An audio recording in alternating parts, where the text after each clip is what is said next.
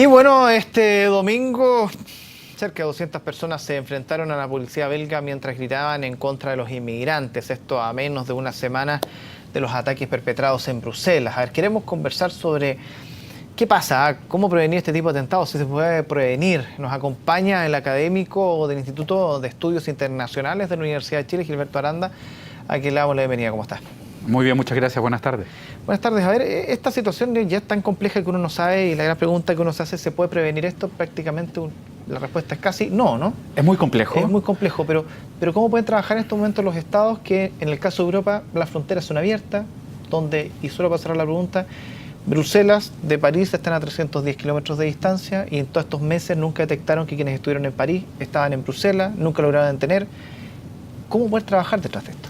Bueno, había informaciones que apuntaban a que algunas de las personas que estuvieron involucrados en los atentados de París del 13 de noviembre último habían escapado precisamente a la zona de Bruselas, pero no los detuvieron. Recién el cabecilla de los atentados fue atrapado el viernes 18 de marzo, Salah Abdeslam, y posteriormente pasan los atentados. Que hay que decirlo, no fue una reacción al arresto, sino que más bien estaba planificado y encontrado la ventana de oportunidad.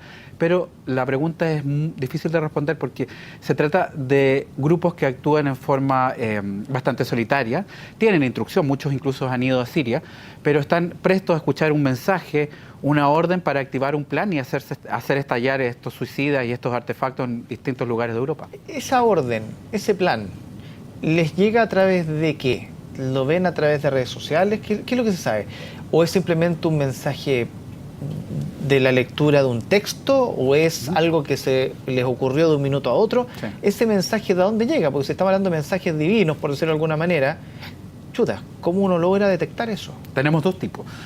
Los atacantes solitarios que a partir de la lectura de un texto o de un comunicado de ISIS, como el que hizo posterior a los atentados, donde dice que los países que forman parte de la coalición internacional que ataca a Siria o a oposiciones en Siria son blancos potenciales. Entonces, muchas de estas personas al leer estos textos van buscando la oportunidad para hacerse estallar y actúan bastante solitarios. Pero también están las células activas de ISIS diseminadas por Europa, que es probable que tengan algún tipo de contacto precisamente por las redes sociales y otro tipo de medios de comunicación y encuentran una orden ejecutiva que emana de uno de los centros de ISIS, que no necesariamente puede estar sobre Siria, la capital o el lugar donde está el supuesto califato, sino que puede estar diseminado en Medio Oriente, Egipto, etc. Entonces, realmente es muy difícil. Lo que pienso que Europa tiene que hacer, o lo que está intentando hacer, es potenciar la coordinación entre los servicios de inteligencia para que la información vaya llegando y vaya accediendo.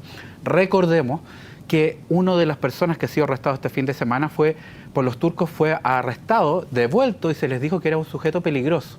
No fue tomado en cuenta. Por lo tanto, la coordinación entre los servicios de inteligencia es muy importante y uno echaría de menos, o más bien pediría que el artículo 222 de la Carta Europea, que es de la solidaridad nacional en caso de riesgo, se activara. Ahora, ¿es posible adelantarse a un acto suicida de este tipo? ¿Es posible? ¿O aquí estamos hablando que las naciones, los países ya van a tener que cambiar la forma de ver los servicios de inteligencia y empezar a actuar de otra manera en base a las posibilidades que tienen actualmente de actuar sobre estos grupos? Sí. El sistema Schengen, que también habla de la circulación a través de Europa, contempla sistemas de vigilancia y que actúan en evidencias concretas y que salta este sistema cuando hay personas que son considerados riesgosos para la integridad de algún lugar de Europa. El tema es que a veces no tenemos toda la información y no hay evidencia exacta, y entonces el sistema es vulnerado. Por lo tanto, adelantarse es una tarea mayor y solamente se puede organizar cuando los servicios de seguridad y de información están perfectamente coordinados, que pienso es que lo que pudo haber faltado, o más bien salta a la vista, que faltó en el caso de los últimos atentados sobre Bruselas. Ahora, esto lo hemos visto en Bruselas, París, que están bastante cercanos. Todos piensan en Europa, en un atentado. ¿Es posible pensar en un atentado de ISIS fuera de Europa? Hablemos de América Latina, en fin, en otras zonas que quizás no estamos tan acostumbrados justamente para generar esta alarma pública internacional. Bueno, ISIS actúa sobre la base de la propaganda. Su metodología va desde la propaganda a través de medios de comunicación, como también estos actos terroristas, que es una metodología indirecta, que también es una fuente de propaganda. Por lo tanto, si en un momento quiere decir que es capaz de llegar a cualquier lugar del mundo, puede llegar incluso hasta América Latina, para decirle a sus partidarios, a sus seguidores, que en realidad el brazo de ISIS llega a cualquier lugar del mundo. Entonces, también los servicios de información y de inteligencia en América Latina tienen que estar muy prestos. Está claro que América Latina no es un sitio particularmente relevante para el conflicto en Medio Oriente, pero podría, por razones de propaganda, también actuarse sobre este lugar. Una forma de prevenirlo también es tener mucho cuidado con las declaraciones que se hacen. Los pésames que se envían son cruciales, las condolencias hay que hacerlo. Murieron 34 personas, es algo terrible. Pero cuando ya hay estados que empiezan a coquetear con la idea de entrar, de ingresar a la coalición internacional o saludan a la coalición internacional, se colocan entre los blancos potenciales. Por eso hay que tener sumo cuidado. Ahora, ¿quién financia esto? Porque ISIS, el nivel de articulación, el nivel de armamento, el nivel de explosivos, de conocimiento sobre explosivos, de preparación sobre explosivos, estamos hablando de una organización que ya tiene un nivel de infraestructura bastante elevada. Por lo tanto, si bien sabemos que hay ciertos dineros que vienen de Medio Oriente, en fin y todo, ¿cuál es el real motivo que hay detrás de esto? ¿Cuál es el real motivo económico que hay detrás de esto? Porque esto no es solamente religioso, o sea, nadie puede decir que esto es solo religioso. Sí, por cierto. Yo te diría que también hay que atender que los costos han ido bajando, ¿eh? Porque si uno observa los atentados sobre las torres hace 15 años atrás fueron $500.000, los atentados en París del 13 de noviembre último fueron $20.000 y los de Bruselas tienen que haber sido más baratos.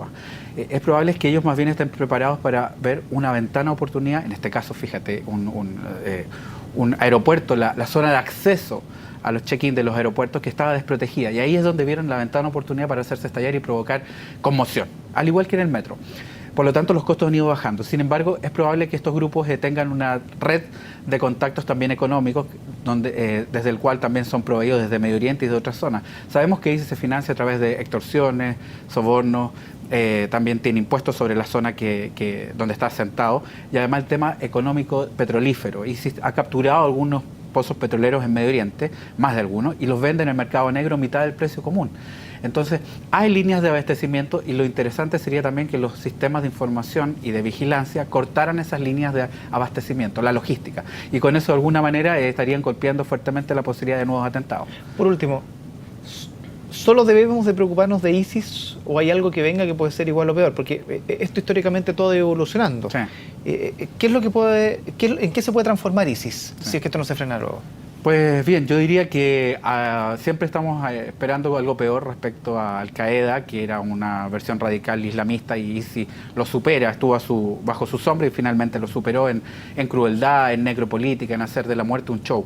Sin embargo, lo que podemos esperar por el momento, en el corto mediano plazo, es que nuevamente caezcan otros atentados en otras zonas de Europa. Yo mencionaba en algún lugar que podían ser lugares como los países que forman parte de la coalición, esos son blancos potenciales, como Inglaterra, por citar algunas de las ciudades inglesas, o países que contengan lugares simbólicos para Occidente, como Roma en Italia. Por lo tanto, hay que estar muy alerta, dado que yo diría que la posibilidad de atentados en el corto y mediano plazo es muy alta y los servicios tienen que estar atentos para poder desactivarlos. Gilberto Aranda, muchísimas gracias por habernos acompañado. Muchas gracias, buenas tardes. Que esté bien. Nosotros hacemos una pausa hasta ahora y ya regresamos.